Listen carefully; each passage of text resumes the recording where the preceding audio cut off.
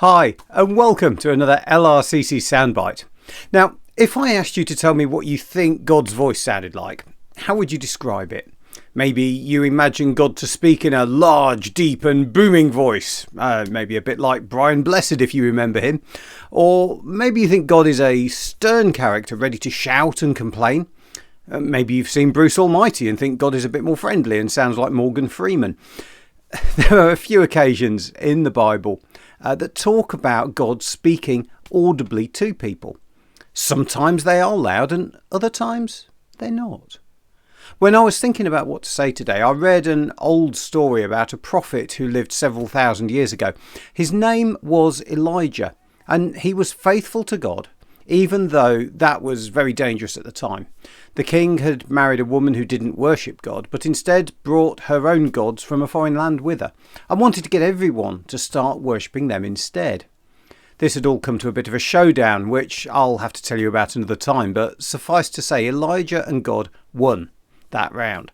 Unfortunately, though, the queen was quite cross by the end and decided to hunt Elijah down. Elijah ran away.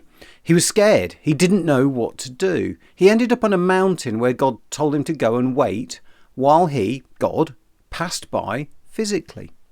So Elijah waited. And then things got a bit rough. The wind started to blow. Not a gentle breeze, but the strongest wind you could ever imagine, and then more. The Bible says it was so strong it literally cracked the rocks of the mountain. But even in the midst of this unearthly wind, Elijah didn't find God. Next, everything began to shake. It was an earthquake. Again, not something small, not a minor tremor. Everything, the hugeness of it, everything is moving. Elijah wonders, is this God? But then, just like the wind, God wasn't there. From where Elijah stood, it looked like the whole earth was breaking apart. But where was God?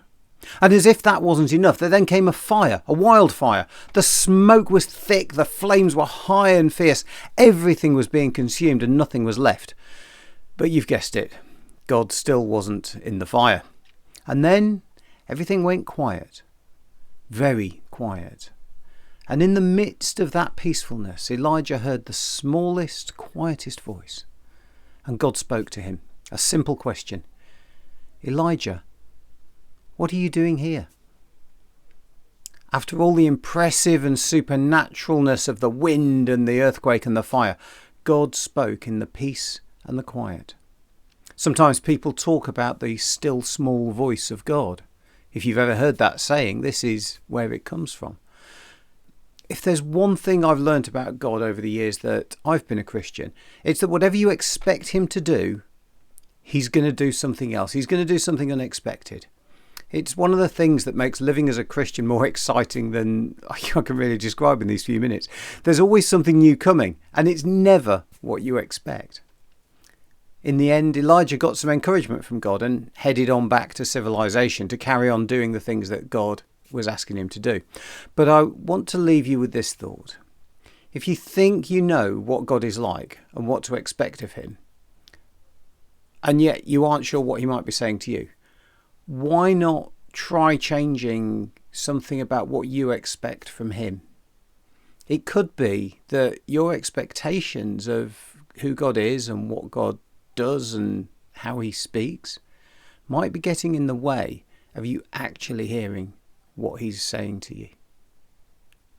I hope you have a great week. I'll see you next time. God bless you.